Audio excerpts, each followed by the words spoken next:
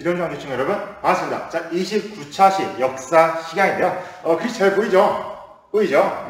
자, 오늘 주제는 송나라입니다. 이거 숫자는 송나라라는 나라, 이제 중국의 역사. 그러니까 우리가 전 시간에 그 5대 10국, 당나라가 있었고 5대 10국이라는 분여기가 있었는데, 이때 저 북방에서 요나라 그리고 금나라라 불리는 북방 민족이 중국을 쳐들어왔다 했잖아요. 이때 중국에는 한족, 원래 중국의 민족이었던 한족이 세웠던 송나라가 있었는데요. 이 송나라는 960년, 즉 요나라와 비슷한 시기에 건국이 되어서 1276년, 한 300년 정도죠? 300년 정도 유지가 되었던 나라고요. 당시에 우리나라는 고려시대였습니다. 자, 오늘 한번 이 송나라 역사, 중국의 역사를 한번 살펴보도록 할게요. 자, 노트 꺼내주셔서 노트 필기할 준비해 주시고요. 교과서는 101쪽입니다. 자, 그러면 송나라 역사, 과연 어떤 역사가 있을지 한번 배워보도록 할게요. 네, 그럼 첫 번째 학성표부터 보도록 하겠습니다. 자, 첫 번째 학성표 정말 짧게, 그냥 송은 누가 건국했나? 이 건국, 즉 세울 건자의 나라 국자입니다. 나라를 어떻게 세웠을까 한번 보도록 할 건데요. 우선 송나라 누가 세웠느냐? 바로 송나라 태조인데요. 참고로 여러분, 왜 동양에서는 왕이 살다가 죽으면 신하들이 모여서 우리의 왕을 어떻게 부를까? 그래서 이제 묘호, 희호를 붙인다고 했잖아요. 무조건은 아니죠. 무조건은 아니고 진짜 거의 모든 나라들은 거의 이 동양권, 즉 우리나라든 저기 중국 역사에서 보면은 거의 나라를 처음 세운 왕한테는 태조, 클태자에 조자를 붙여서 이제 클태, 그다음에 이게 이제 왕한테 붙인 호칭이거든요. 조가. 그래서 태조, 거의 다 모든 태조라고 불리는 나라를 세운 사람이라고 보시면 돼요. 조선시대 태조 누구입니까? 조선을 세운 사람, 그렇죠. 이성계죠. 고려시대 태조는 왕건이죠. 이렇게 태조라는 것은 나라를 세운 인물로 보시면 되는데요. 무조건 태조가 나라를 세운 건 아니고요. 거의 태조라고 붙여지면 이 사람이 나라 세운 사람이다 라고 보시면 돼요. 자, 이 태조가 바로 누구냐면 조광윤이라는 인물이었습니다. 잠깐 조광윤이라는 인물인데 어떠한 인물인지는 학생목표 두 번째 할 때 자세히 얘기하도록 할게요. 이 조광윤이 당시에 군대를 이끌고 이제 송나라를 세웠고요. 5대 10국을 정리하고 송나라를 세웠고요. 당시의 수도를 하이펑이라는 도시로 천도하게 되었습니다. 그래서 송나라, 한자식 표현으로 개봉이라고 하는데 이제 중국어로 발음을 하다 보니까 카이펑이라 발음하는데, 이 카이펑을 수도로 송나라를 960년에 세웠습니다. 그래서 당나라 다음에 송나라가 건국이 되었는데요. 그 중간에 어떠한 역사가 있을지, 그리고 조광윤은 어떤 캐릭터인지 한번 보도록 하겠습니다. 네, 두 번째 학습 목표, 문치주의 정책을 한번 보도록 하겠습니다. 이거 굉장히 좀 중요한 단어입니다. 송나라 역사를 배울 때 송나라의 특징 한 가지를 딱 정리해라. 그러면 바로 이 문치주의 정책이에요. 자, 문치주의가 무엇이냐? 그럴 문자에 다스릴 치입니다. 즉 글로써 나라를 다스린다라는 정책. 이게 무슨 뜻이냐? 그렇게 보시면 돼요. 여러분, 신화는 크게 두 종류가 있습니다. 어떤 종류가 있냐면 외교 문서라든지 나라의 정치, 즉 행정을 담당하는 문관이 있고요.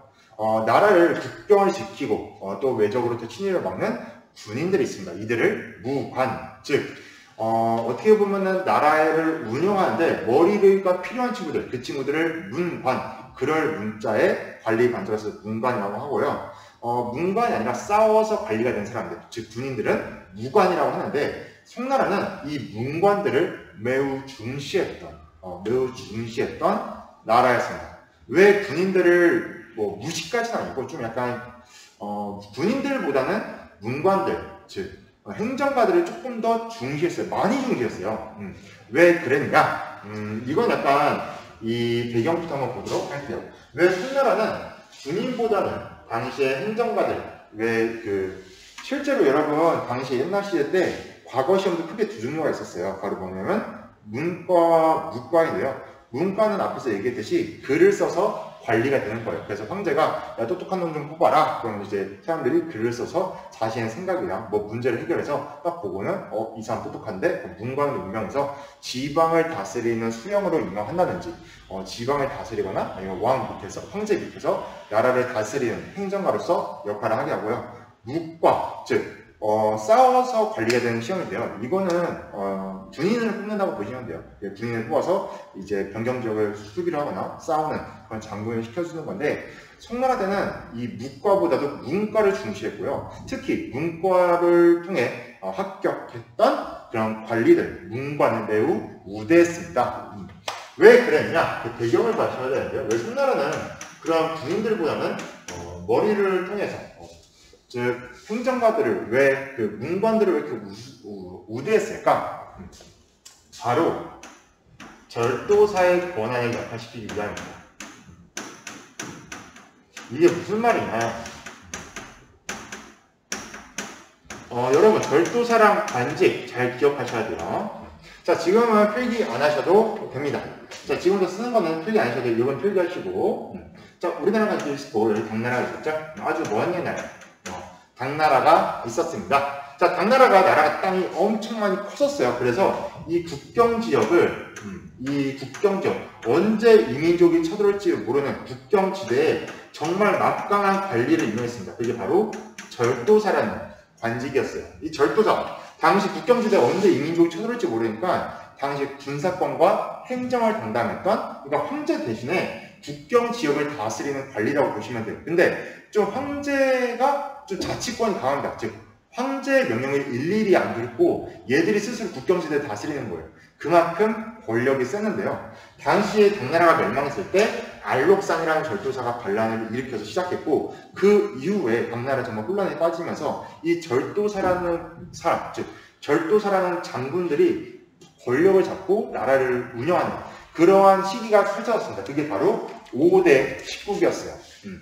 당시에 힘만 있으면 나라를 세우는 거예요. 난 더 이상 당나라만 안 들어. 내 지역은 내가 다스린다. 라고 하면서 5개의 큰 나라, 그리고 10개의 작은 나라, 그리고 변방의 국가들이 탄생했던 5대 19기라는 분열기를 맡게 되는데요. 이 조광윤, 아까 송나라를 건국했던 사람이 조광윤이잖아요. 이 조광윤도 절도사 출신입니다. 이 사람 장군 출신이에요. 조금 장군이긴 한데 굉장히 똑똑했다고 합니다. 실제로 조광윤은 전쟁터에 갈 때마다 자기 막사 뒤에 커다란 수레가 하나 있었다고 해요. 그래서 신하들이 저게 도대체 뭐지? 장군이 항상 다닐 때마다 왜 커다란 수레가 다니니까 저게 뭘까 했는데 그 수레가 바로 뭐였냐면 조광윤의 책이었다고 합니다. 이 사람은 진짜 어디서든지 책을 항상 보고 자기를 성장시키고 그리고 싸움도 나가면 다 이겨요. 전쟁에도 정말 훌륭한 장군, 능력도 출중했고 또 머리도 좋았던 그러한 장군이라고 보시면 됩니다. 근데 이 사람도 절도사 출신이에요. 즉 조광윤이 안 겁니다. 참고로 조광윤이 황제로 어떻게 됐냐?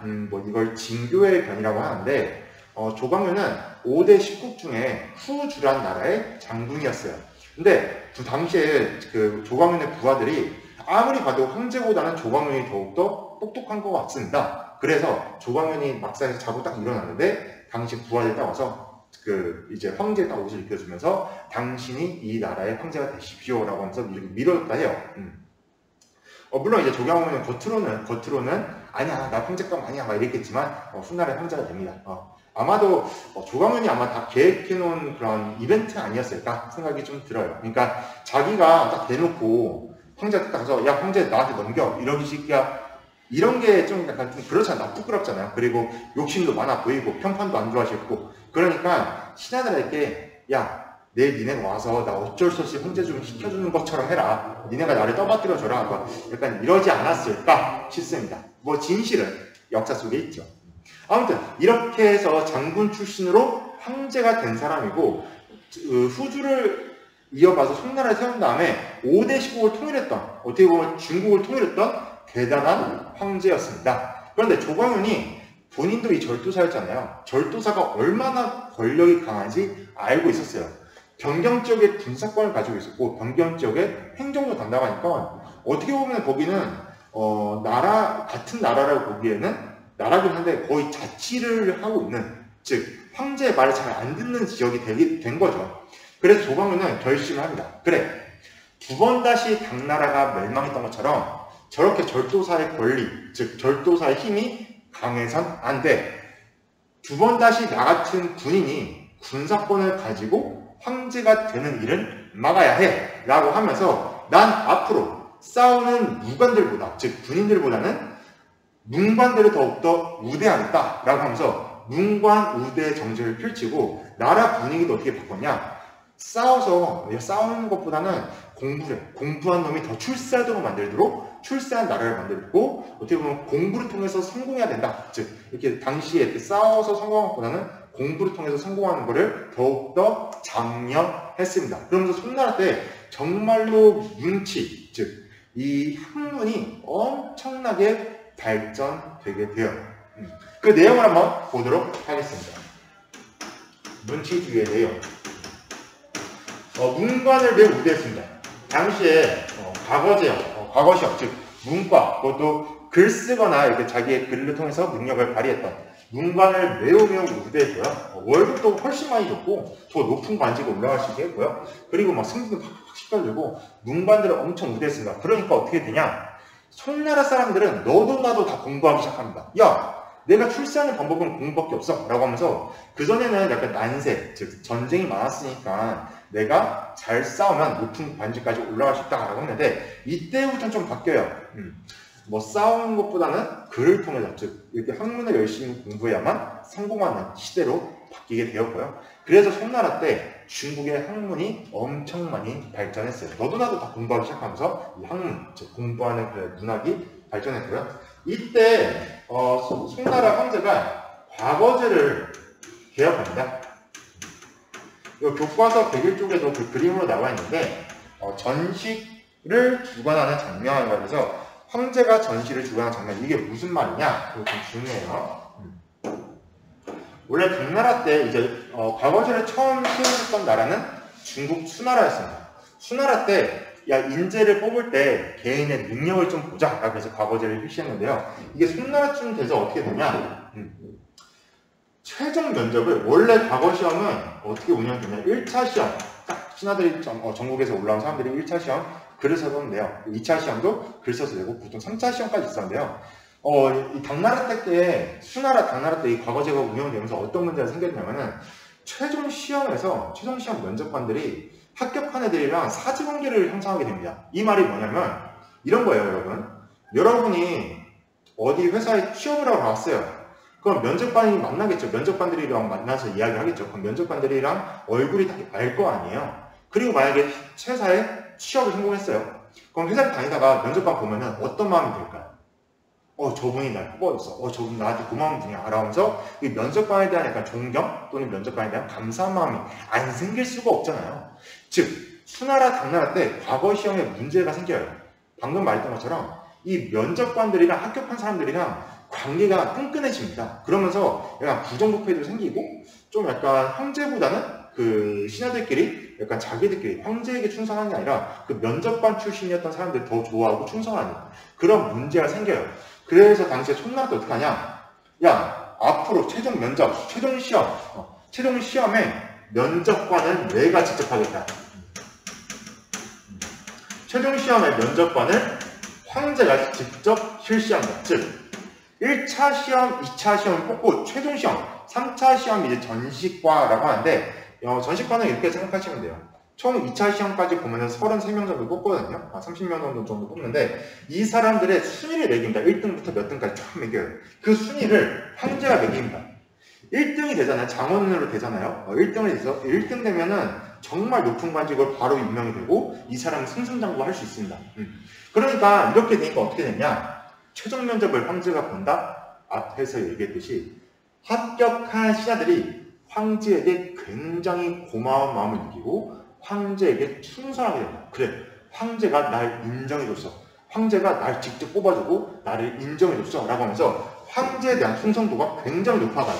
그 결과 황제권이 강화되고 황제의 권력이 강화되고, 굉장히 머리 잘 썼죠. 어떻게 보면 사람 마음을 잘 다스리는 방법을 알고 있었던 거죠. 내가 이 사람을 직접 뽑음으로써 이 사람이 나에게 충성할 수 있는 그러한 시스템을 만들어 놓은 게 송나라 과거제였습니다. 네, 이런 문치주의 방금 봤는데 당시에 문과는 우대하고 또 아니면 과거제를 개혁함으로써 수많은 인재를 양성했다. 이런 문치주의 정책의 결과를 한번 보도록 할게요. 자, 결과인데요. 자, 한번 생각해봅시다. 당시 국가가 송나라가 문관을 우대한다. 군인보다도 이러한 행정가들을 좀 우대한다. 정치를 할 수 있는 정치가들을 더욱더 우대했던 시기였는데요. 그 결과 어떤 역사가 펼쳐졌을까요? 한번 상상해 봅시다. 자, 한번 다 상상했으면 한번 같이 어떤 결과가 있는지 실제 역사적으로 보도록 할게요. 우선 가장 큰 문제가 생깁니다. 바로 뭐냐면 군인을 보다 행정가나 정치가들, 즉 문관을 더욱더 우대한다 했잖아요. 과거 시험을 통해 합격했던 이런 똑똑한 사람들, 즉 그래서 나라를 곳곳에 정치를 하거나 백성을 다스리거나 뭐 행정을 할 수 있는 이런 행정가들을 더욱더 우대한 결과 국방력이 약해집니다.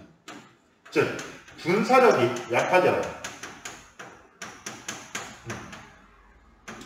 그러니까 당시에 사람들이 좀 약간 인재 인프라가 좀 낮아진다고 보시면 되죠. 그러니까 당시에 젊은 층들이나 또 어린 층들은 그런 거죠. 어려서부터 부모님에게 너는 싸우는 지금 송나라는 이렇게 싸우는 군인보다도 문관을 우대하니까 너는 책을 보거라 뭐 이러면서 원래 이런 군인의 특기 가졌던 사람들이 점점 이제 좀 약간 많은 인재들이 다 문관을 쪽으로 치우쳐져 있고 또 실제로 내가 정말로 잘 싸우는 장군이 되었어요.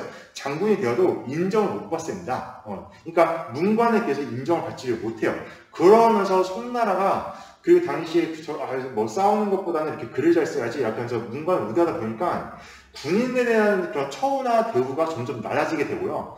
그 결과 인정을 받지 못해요. 군인들이 자신 능력에 비해 인정을 받지 못합니다. 그러면서 점점 군사력이 약화되기 시작합니다. 이게 정말로 큰 문제였어요.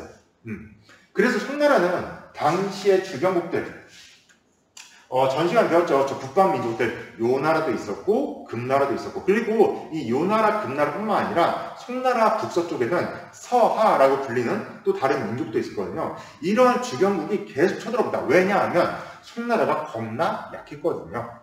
그래서 야, 저 송나라 봐라. 쟤네 맨날 문치주의, 즉 문관만 우대하다 보니까 군인들이 너무 허약해졌다. 야, 저 나라 쳐들어와서 탈탈 털자. 그러니까 맨날 털린다. 맨날 전쟁하면 져요. 그러니까 얘들이 어떻게 하냐?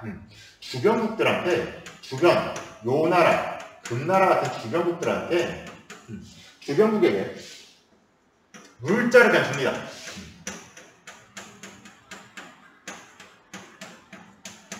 자, 이게 뭔 말이냐면 물자를 제공하는데요. 이게 무슨 말이냐? 그런 거죠. 자, 요나라, 금나라 쳐들어왔어. 이민족들이 쳐들어오면 물어봐요. 야, 너네 왜 쳐들어왔니? 우리 이번에 가을인데 쌀이 없단다. 쌀 좀 줄래? 쌀 가지러 쳐들어왔어. 이렇게 하니까 송나라가 아예 쳐들어오지 말라고 물자, 금이라든지 돈도 주고 뭐 쌀도 주고 물건도 주고 필요한 거 다 줄게. 그러니까 필요한 거 다 줄 테니까 쳐들어오지 마. 우리나라 쳐들어오지 마. 라고 하면서 주변국들한테 물자를 그냥 제공하기 시작합니다. 이거를 세패라고 하는데요. 세패는 이제 황제가 내려주는 뭐 그런 어떻게 보면은 물건이라고 보이면 되는데 그냥 그런 거예요. 사실상 그냥 돈 뜯긴 겁니다. 주변국들한테 야, 돈 내놔. 안 그럼 쳐들어갈 거야 해서 얘들이 쳐들어오지 마 하고 돈 다 뜯긴 건데 그냥 겉으로는 우리가 너네에게 은혜로운 물건을 주노라 라고 하면서 쳐들어오지 말까 우리 평화하자 라면서 이런 식으로 자존심을 지키면서 물건을 줬는데 이렇게 물자를 제공하면서 평화를 유지했습니다. 저 옆에 공간이 없어서 여기다 쓰는 거예요. 그냥 이어서 쓰셔야 돼요. 즉 송나라는 주변국들, 다른 이민족들, 요나라, 금나라, 서하 이런 주변 이민족들한테 끊임없이 물건을 주면서 돈 줄 테니까 쳐들어오지 마, 돈 줄 테니까 쳐들어오지 마 이런 식으로 평화를 유지했는데요. 어떻게 보면 문치주의, 이 문치주의 때문에 송나라는 정말로 학문적으로, 지식적으로는 굉장히 발달했던 시대였습니다. 하지만 군사적으로는 매우 약해졌고 그 결과 주변 다른 나라들이 쳐들어오게 되었고 쳐들어오지 말라고 물건을 주게 합니다. 돈도 주고 물건도 주고 그래서 평화를 유지했던 그러한 역사를 맞이하게 되었습니다. 그래서 우리가 여기서 좀 생각해 봐야죠. 과연 국방력, 자주 국방이란 무엇인가? 내가 스스로 나를 지킬 수 없을 때 어떤 일이 생기는지 거기에서 좀 생각해 볼 만한 주제인 것 같습니다. 자, 그래서 문치주의 정책 여기까지 정리하도록 할게요. 네, 그 다음 세 번째 학습목표 보도록 하겠습니다. 잠깐 목장이 좀 바뀌었는데 어제 그 두 번째 학습목표까지 좀 학교 좀 늦게까지 남아서 촬영하고 있었는데 집에 가야 돼가지고 더 이상 촬영을 못하고 지금 다음날 지금 촬영을 하는 거라서 좀 복장이 좀 바뀌었어요. 세 번째 학습목표 왕한석의 개혁입니다. 이렇게 당시에 송나라는 문치주의로 인해서 군사력이 매우 약해졌고요. 그래서 질병국들한테 야 니네 쳐들어오지 마, 돈 줄 테니까 쳐들어오지 마 라면서 막 돈을 막 뿌리기 시작합니다. 그럼 어떻게 됐을까요? 그렇죠. 나라가 점점 가난해지겠죠. 자, 이렇게 그 배경, 그렇게 나라가 가난해지니까 돈이 없습니다. 그러자 왕한석이라는 정말 훌륭한 신하가 고민을 해요. 어떻게 하면 지금 우리 송나라가 돈이 없었는데 이렇게 돈이 없어서 허덕이고 있는데 어떻게 하면 발전할 수 있을까? 그래서 그 배경을 한번 볼게요. 그래서 이 사람이 왕한석이라는 사람이 개혁을 합니다. 송나라를 바꿔서 다시 강한 나라를 우리가 바꾸도록 노력하자라고 해서 개혁을 하려고 했는데 그 배경 앞에서 얘기했듯이 돈이 없습니다. 송나라가 정말 주변국들 힘이 없으니까 주변국들한테 돈 줄게 쳐들어오지 마, 돈 줄게 쳐들어오지 마, 막 이렇게 그러니까 돈이 금방 고갈이 돼요. 힘이 없으니까 돈을 어떻게 보면 뺏긴 거죠.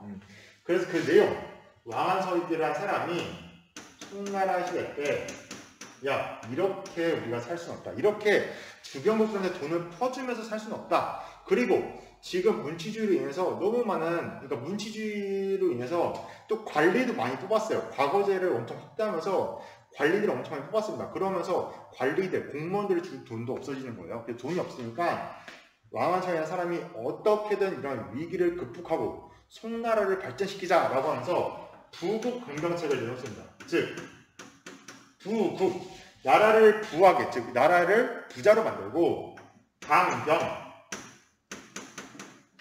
강한 병사를 만드는, 즉 나라를 발전시키고 나라를 군사력을 강화시키는 부국 강병 정책을 펼치는데요. 대표적으로 뭐 농민에게 땅을 나눠줘서 농민에게 세금을 받고 그래도 나라의 재정을 안정화시키고 또 군사력도 강화시키기 위해서 뭐 새로운 군대를 조직한다든지 다양한 개혁책들을 내놓기 시작합니다. 왕한석이라는 사람이 정말로 훌륭한 정책가였어요. 그래서 이런 송나라를 발전시킬 수 있는 다양한 개혁책들을 내놨는데 나라를 강하게 만들고 군사력도 강하게 하는 부국 강병책을 내놨는데 결과 안타깝게도 왕한석보다 기존에 있었던 신하들, 즉 보수 세력이 힘이 더 강했습니다. 참고로 여러분 보수와 진보라고 하잖아요. 정치에는 보수파가 있고 진보가 있다라고 하는데 보수파는 현재 체제를 유지하자라는 거고요. 진보는 현재 체제를 깨뜨리고 새로운 정책을 만들자라는 게 진보라고 생각하시면 됩니다. 그러니까 당시에 왕한석이 이런 새로운 개혁책들 어떻게 하면 나라를 강화할 수 있을까라고 해서 개혁책들을 내놓으니까 기존에 있었던 신하들이 반대를 해요. 야 그거 굳이 왜 하냐. 지금도 뭐 주변국에서 돈 주고 사는 거 뭐 어때 그게 뭐 나쁜 거니 말하면서 그냥 지금 사는 대로 살자라는 보수파 정치인들이 반대를 하기 시작해요. 너의 개혁 너무 급진적이야. 너의 개혁은 너무 진보적이 급진적이야. 지금 시행할 수 없어 라고 하면서 이제 보수파가 반대를 했고요. 그 결과 왕한석의 개혁책은 실패를 하게 됩니다. 그러면서 어떻게 보면 송나라 중간에 잠깐 강해질 수 있는 이런 다양한 정책들이 나왔지만 아이디어가 나왔지만 당시에 그러한 새로운 개혁책을 거부하는 보수 세력의 반대로 개혁책이 실패를 했고요. 그 결과 주변국들한테 그냥 그대로 송나라는 계속 문치주의와 함께 주변국들에게 돈을 나눠주면서 평화를 지키는 그러한 방식으로 국가를 운영해 나가요. 그런데 저 북쪽에서 성장했던 금나라가 본 거죠. 야, 요 나라가 연운 16주 차지했고 우리가 지금 송나라랑 함께 요 나라를 멸망시켰는데 그러니까 이렇게 보시면 돼요. 당시에 송나라는 연운 16주 즉 만리장성 이남의 요 나라를 물리치기 위해서 금나라 저 백두산 위에 있었던 여진족들에게 야 우리랑 함께 요 나라를 물리치지 않겠니? 그래서 금나라가 당시 요 나라를 물리쳐줬거든요. 동맹을 맺고 그러니까 송나라랑 금나라랑 편을 먹고 요 나라를 물리쳤는데 이때 여진족이었던 금나라가 본 거죠. 송나라가 정말 약하구나. 정말 약하구나. 그걸 보고 금나라가 침입하기 시작합니다. 송나라를 공격하기 시작해요. 금나라가 당시 송나라를 침입했고요. 그 결과 황하강 일대, 즉 중국의 화북 지역을 다 뺏겨버립니다. 심지어 이때 솔직히 남쪽까지 다 거의 다 끝장났어요. 솔직히 중국을 거의 다 금나라한테 뺏길 위기였는데 이때 정말 훌륭한 장수였던 악비였을 거예요. 악비라는 장군이 다 막아내요. 이 사람이 막아내는 바람에 이제 더 이상 이남으로 못 쳐들어가고 이제 화북 지역 여기까지만 딱 차지하게 되는데 그래서 금나라가 침입해서 당시에 송나라가 이제 남쪽으로 쫓겨나게 됩니다. 남쪽으로 이동이라기보다는 도망갔죠. 남쪽으로 황급하게 도망갑니다. 이때부터 남송시대라 그래요. 남쪽에는 송나라, 북쪽에는 금나라. 그래서 얘들은 이 시기를 남송이라고 합니다. 원래 중국의 중심지에 있었는데 화북 지역에 있었는데 금나라가 쳐들어오는 바람에 남쪽으로 도망갔다. 그래서 이때를 남송이라고 합니다. 그래서 이렇게 왕한석이라는 사람이 잠깐 송나라를 부국함으로 하려고 노력했지만 실패했고 그 결과 송나라는 점차 약해지면서 금나라한테 북쪽 지역을 뺏겼다라는 것 기억해 주시면 되겠습니다.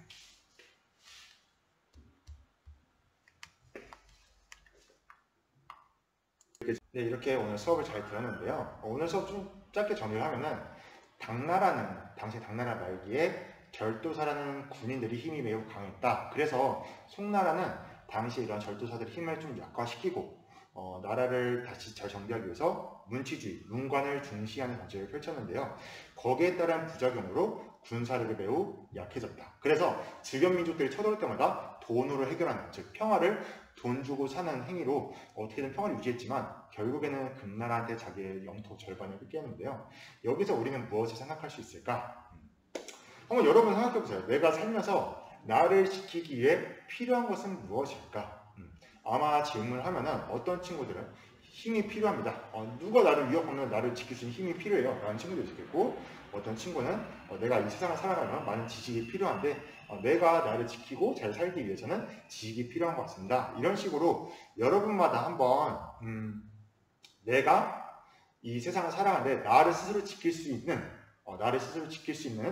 것이 무엇이 있을까 한번 생각해 보시면 좋을 것 같아요.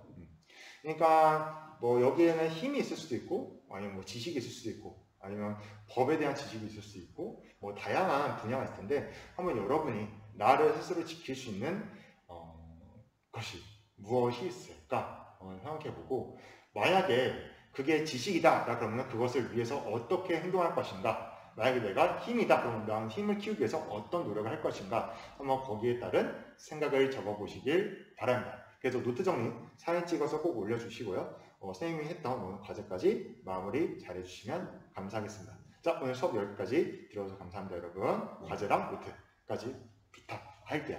자, 오늘 수업 감사합니다. 여러분 다음 시간에 또 만나도록 하겠습니다. 안녕히 계세요.